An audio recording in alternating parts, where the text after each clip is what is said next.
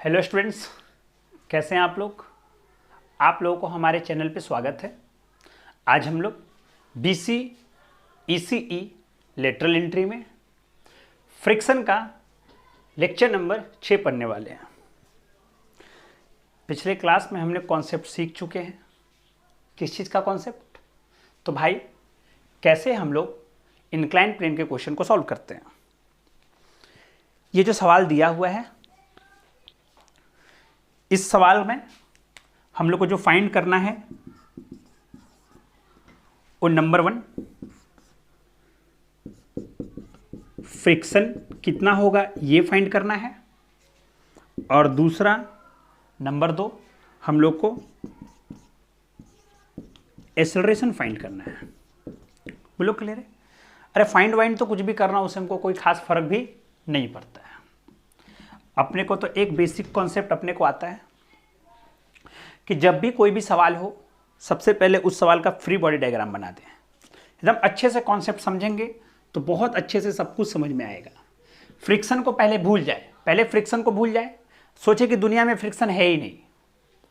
चलिए, तो ये हो गया तुम्हारा 37 डिग्री, ये हो गया तुम्हारा कितना है भाई 8 kg, तो ये कितना हो गया 80। अच्छा, क्या इसका एक कंपोनेंट ये कहलाएगा? हाँ ना, तो बोलो। और ये कंपोनेंट कहलाएगा कितना? तो 80 cos 37।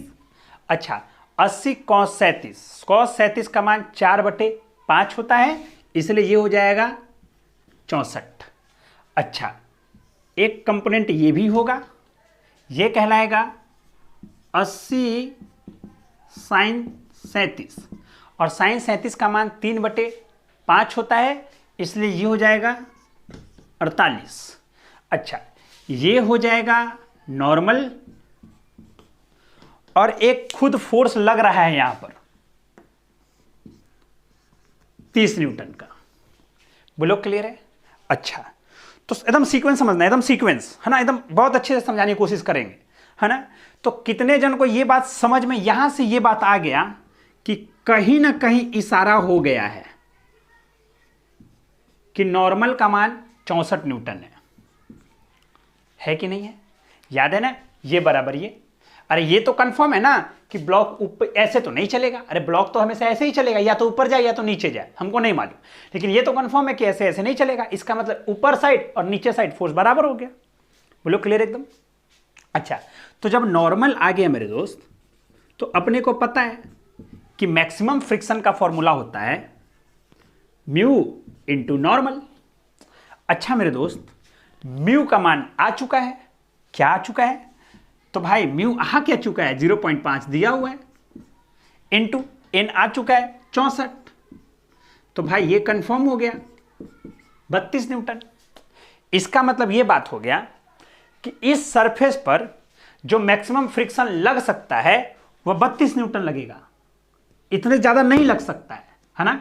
अब कितना लगेगा यहां पर ये हमको अभी तक नहीं मालूम है, लेकिन एक बात का गारंटी हो गया है कि 32 न्यूटन से ज्यादा नहीं लग सकता है।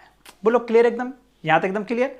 चलो, तो अभी तक के हिसाब से फिर से फोटो बनाओ, देखना अच्छे से। अब फोर्स तो बना ही लिए हो, इन दोनों का फोर्स जो काम था वो तो हो ही गया। अभी तुम्हारे नजर में एक चलने वाला फोर्स इधर और एक फोर्स इधर जो कि 48 है। अभी हम इस पर फ्रिक्शन नहीं लगाए हैं। अभी सुनना, एक फोर्स जो तुम लगा रहे थे 30 न्यूटन से ऊपर है, और एक फोर्स जो mg के चलते लग रहा था वो नीचे है। बोलो क्लियर है? अच्छा, तो अब इन दोनों को देख के बताओ कि ब्लॉक किधर चल सकता है। अरे भाई 48 नीचे और 30 ऊपर लगा रहे हो, तो तुम बोलो तो ब्लॉक किधर चल सकता है? ऑब्वियस है, नीचे चलेगा। अच्छा, तो अब सुनना, फिर से अब केस बनाए हम कि ये दोनों को देख के हम ऐसा बोल सकते हैं कि ब्लॉक नीचे चलेगा लेकिन 18 न्यूटन से। बोलो क्लियर है? मतलब ये बात कंफर्म हो गया है कि बॉडी नीचे जाएगी लेकिन 18 न्यूटन से। अब खेल में एंट्री कराओ फ्रिक्शन का। फ्रिक्शन की औकात कितनी? 32 न्यूटन। क्या ये जो चलाने वाला फोर्स है क्या फ्रिक्शन के औकात के बराबर है, कम है या ज्यादा है? क्या ये जो चलाने वाला फोर्स है क्या फ्रिक्शन के औकात से छोटा है, बराबर है या बड़ा है? तो भाई जो चलाने वाला फोर्स है वो फ्रिक्शन के औकात से क्या है? तो कम है। तो अगर फ्रिक्शन के औकात से कम है इसका मतलब फ्रिक्शन इसको चलने देगा नहीं।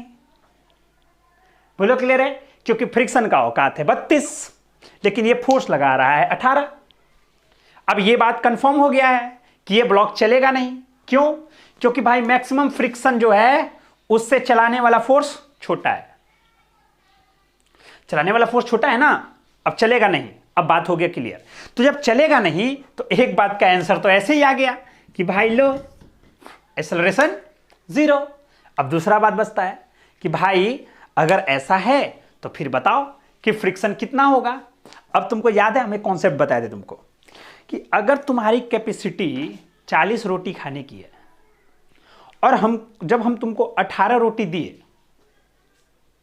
तो तुम खा लोगे 18 रोटी? खा ही लेंगे, क्योंकि मेरा तो कैपेसिटी है ना। जैसे हम घर में क्या बोले है ना कि ऐसा है ना आज घर में कि हम ना आज दीदी 20 रोटी ज़्यादा से ज़्यादा खाएंगे। हम ज़्यादा से ज़्यादा 20 रोटी खाएंगे। इसका मतलब क्या हो गया कि 20 रोटी से ज़्यादा अब हम नहीं खा सकते। अच्छा, तो क्या जब हम तुमको 6 रोटी देंगे तो तुम खा लोगे? हाँ। अरे हम तो पहले ही बोल दिए ना कि 20 रोटी से ज़्यादा हम नहीं खाएंगे, इसका मतलब 6 रोटी खा लेंगे हम। वही प्रकार है यहाँ भी, बोलता है कि मेरा औकात है 32 लेकिन कोई लगा रहा है 18, तो हम भी लगा लेंगे 18, लेकिन किधर? इसके अपोजिट साइड में 18। ये हो गया फ्रिक्शन। इसका मतलब यहां से हम बोल सकते हैं कि फ्रिक्शन हो जाएगा 18 न्यूटन। बोलो क्लियर है? यही सवाल है। क्या खास बात है इसमें? अब सुनना, कंफ्यूजन नहीं होना। ये ना बहुत आसान तरीका है। ये फ्रिक्शन होता है वह फ्रिक्शन जो लग सकता है, इससे ज्यादा लग ही नहीं सकता है। और यह फ्रिक्शन वह फ्रिक्शन है जो फ्रिक्शन लगेगा। बोलो क्लियर है? एक सवाल और करें ऐसा, है ना, उसके बाद एक कॉन्सेप्ट समझेंगे। ठीक है, आ जाओ।